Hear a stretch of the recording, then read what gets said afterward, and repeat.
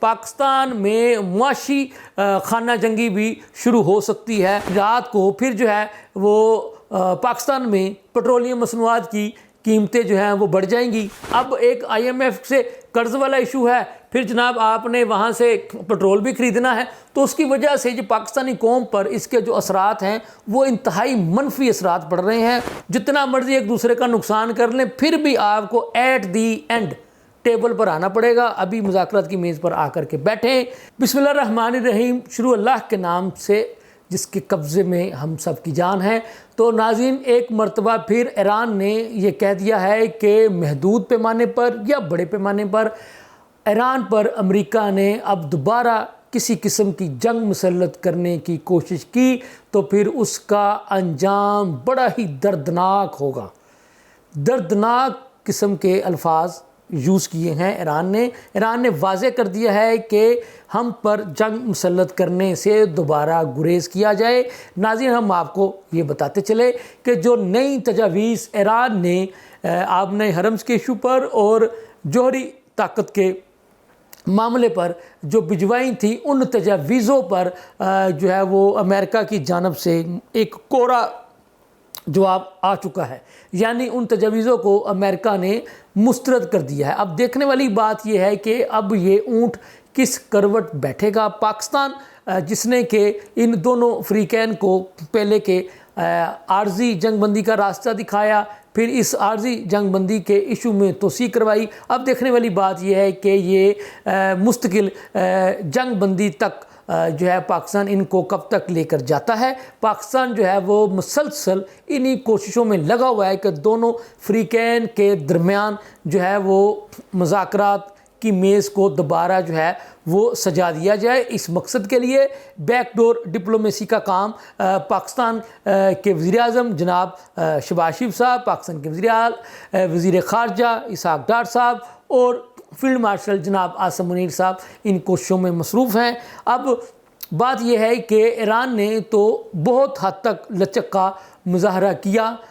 بہت ساری تجاویزیں جو ہیں انہوں نے، نئی تجاویزیں بھی جو ہے وہ دیں، تو پاکستان نے بطور ثالث وہ تجاویزیں امریکہ تک پہنچا دیں، لیکن اب امریکہ نے ان تجاویزوں کو مسترد کر دیا۔ میں آپ کو روزانہ بتا رہا ہوں کہ ایشو ہے کیا، ڈیڈ لک کہاں ہے، کہاں پر آ کر جو ہے وہ دونوں کے درمیان بات کی چیز کا سلسلہ جو ہے وہ آگے نہیں بڑھ پا رہا۔ تو نمبر 1 جو پوائنٹ ہے وہ آبنۂ حرمز کا مقام ہے، جہاں سے دنیا بھر کے ممالک کے بحری جہازوں نے گزرنا ہے، اس کا کنٹرول ایران کے پاس ہے۔ ایران نے پاکستان کا آج بھی ایک بحری جہاز جو ہے وہ اس کو جناب باعزت طریقے سے وہاں سے گزرنے کی اجازت دی ہے، لیکن باقی جو ممالک کے جہاز ہیں یعنی ان سے جو ہے وہ ایک ٹول ٹیکس کہہ لیں، ایک اس کی گزرگاہ کی جو فیس ہے وہ کہہ لیں، تو وہ ایران جو ہے وہ ان سے وصول کرتا ہے۔ اب امریکہ یہ کہتا ہے کہ آبنۂ حرمز کا کنٹرول جو ہے وہ ایران کو چھوڑنا ہوگا اور اس کنٹرول کو امریکہ کے حوالے کر دیا جائے، وگرنہ امریکہ جو ہے آبنۂ حرمز کی ناکہ بندی جو ہے وہ جاری رکھے گا۔ آپ کے علم میں ہم آپ کو روزانہ کی بنیادوں پر بتا رہے ہیں کہ آبنۂ حرمز کا جو مقام ہے اس کی ناکہ بندی جو ہے وہ امریکہ نے کر رکھی ہے، اور اس ناکہ بندی کی وجہ سے امریکہ نے ایران کے کچھ جہازوں کو بھی اپنے جو ہے نا وہ قبضے میں لے لیا تھا، ان کو بھی گزرنے کی اجازت نہیں دی، ان کے جہازوں کو نہ صرف قبضے میں لیا بلکہ ایران کے جو عملہ تھا ان جہازوں میں اس کو بھی یرغمال بنا لیا۔ تو اس وجہ سے اب ان دونوں ممالک کے درمیان جو ہے وہ بات چیت کا سلسلہ آگے نہیں بڑھ پا رہا۔ ایران کہتا ہے کہ امریکہ کو آبنۂ حرمز کی ناکہ بندی فوری طور پر بند کرنی ہوگی، اس کے بعد وہ آئے ہمارے ساتھ مذاکرات کی میز پر بیٹھے۔ امریکہ کہتا ہے کہ جی ایران جو ہے وہ آبنۂ حرمز کا کنٹرول چھوڑے، پھر آ کر ہمارے ساتھ مذاکرات کی میز پر بیٹھے۔ ایک ایشو تو یہ ہے۔ دوسرا ایشو یہ ہے کہ امریکہ یہ کہتا ہے کہ ایران کو جوہری طاقت والے معاملے سے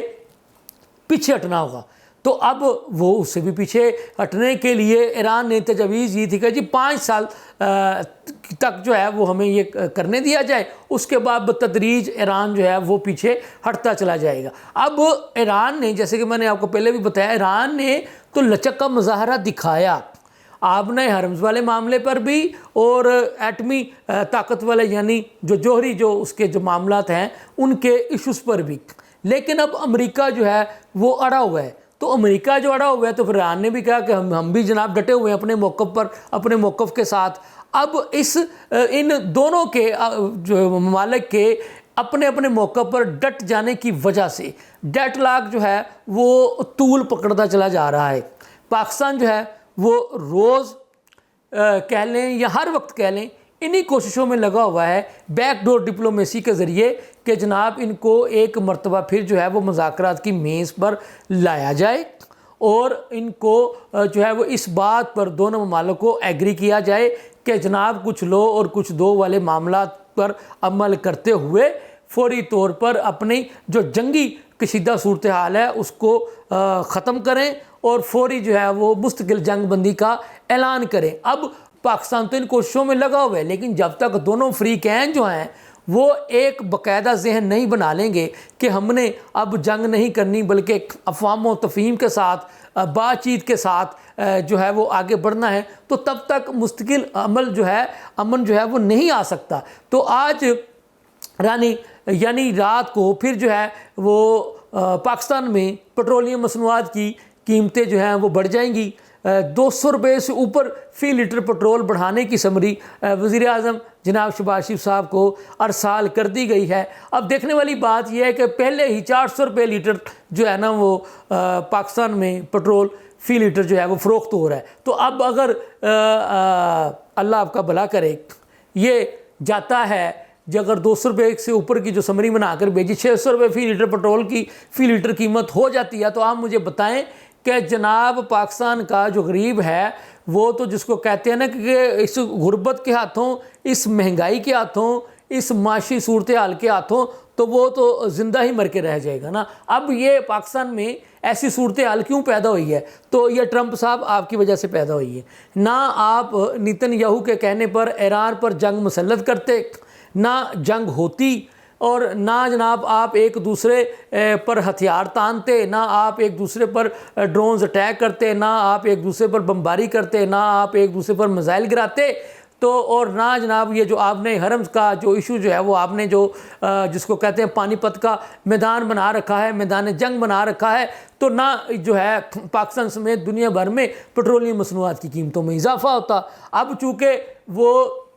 امریکہ نے آبنۂ حرمز کی ناکہ بندی کر رکھی ہے، وہاں سے جہازوں کی گزرگاہ انہوں نے تیل لے کر آنا ہوتا ہے، وہاں سے گزرنا ہوتا ہے اور پھر اپنے اپنے ملک کو روانہ ہونا ہوتا ہے۔ اب ان ناکہ بندی کی وجہ سے جہاز گزر نہیں پا رہے، تو جناب یہ اس کا خمیازہ جو ہے کیونکہ پوری دنیا کو بھگتنا پڑ رہا ہے۔ پوری دنیا میں بتایا گیا ہے کہ فی بیرل جو ہے پٹرولیم مصنوعات کی قیمتوں میں اضافہ جو ہے وہ ایک ریکارڈ اضافہ دیکھنے میں آیا ہے۔ اب چونکہ پاکستان نے بھی تو وہاں سے پٹرول خرید کر جو ہے وہ اپنی عوام کو دینا ہے، پھر پاکستان میں آپ کو پتہ ہے کہ جو معاملہ چلانے کے لیے پاکستان حکومت کو آئی ایم ایف سے قرض بھی لینے پڑتے ہیں۔ اب ایک آئی ایم ایف سے قرض والا ایشو ہے، پھر جناب آپ نے وہاں سے پٹرول بھی خریدنا ہے، تو اس کی وجہ سے جو پاکستانی قوم پر اس کے جو اثرات ہیں وہ انتہائی منفی اثرات پڑ رہے ہیں۔ اور اگر یہ 200 روپے فی لیٹر پٹرول میں مزید اضافہ ہو گیا تو میں آپ کو ایڈوانس میں بتا رہا ہوں پاکستان میں معاشی خانہ جنگی بھی شروع ہو سکتی ہے غریبوں کے درمیان، کیونکہ غریب تو بالکل پس کر رہ جائے گا، وہ پہلے ہی پسا ہوا ہے، وہ بیچارہ اپنے بچوں کو 2 وقت کی روٹی کھلائے گا، بجلی کے بل دے گا، پانی کے بل دے گا، گیس کے بل دے گا، یا پھر جناب یہ اپنے بچوں کو 2 وقت کا کھانا کھلائے گا۔ پھر آپ نے مہنگی تعلیم ہے، مہنگے صحت کے معاملات ہیں، تو یہ غریب بیچارہ جائے گا تو کہاں جائے گا؟ تو بہتر یہی ہے ٹرمپ صاحب آپ جو ہے مہربانی فرمائیں، مذاکرات کی میز پر آ کر بیٹھیں، اور ایران سے بھی کہوں گا کہ نقصان آپ کا بھی ہوا ہے، نقصان امریکہ کا بھی ہوا ہے، اور جنگوں سے کبھی بھی کسی کا کوئی فائدہ نہیں ہوا، نہ ہی ہونا ہے، ٹھیک ہے نا؟ ٹھیک ہے ایران نے ڈٹ کر مقابلہ کیا ہے، بھرپور مقابلہ کیا ہے، لیکن کب تک کریں گے؟ وہ کہتے ہیں نا کہ کھاتے وہ پنجابی کہتے ہیں نا کھاندے ہوئے ہیں تو خوب ہی خالی ہو جاندے نے، تو کتنا کا مقابلہ کرو گے، کتنا اپنے سینے پیش کرو گے؟ تو بہتر یہی ہے کہ جناب مذاکرات کی میز پر آ کر کے بیٹھیں، معاملات کو فہم و تفہیم کے ساتھ حل کریں، جنگوں سے مسائل حل نہیں ہونے۔ ٹھیک ہے نا. جتنا مرضی ایک دوسرے کا نقصان کر لیں پھر بھی آپ کو ایٹ دی اینڈ ٹیبل پر آنا پڑے گا. ابھی مذاکرات کی میز پر آ کر کے بیٹھیں, جنگ کا فوری خاتمہ کرنے کا اعلان کریں. اسی سے پیٹرولیم مصنوعات کی قیمتوں میں کمی آئے گی, جو کہ جیسا کہ پہلے آئی تھی, وگرنہ یہ پیٹرولیم مصنوعات کی قیمتوں میں اضافہ ہی دنیا بھر کے ہر ملک کو لے کر کے بیٹھ جائے گا. اس کے ساتھ ہی مجھے اجازت دیجیے. اللہ حافظ.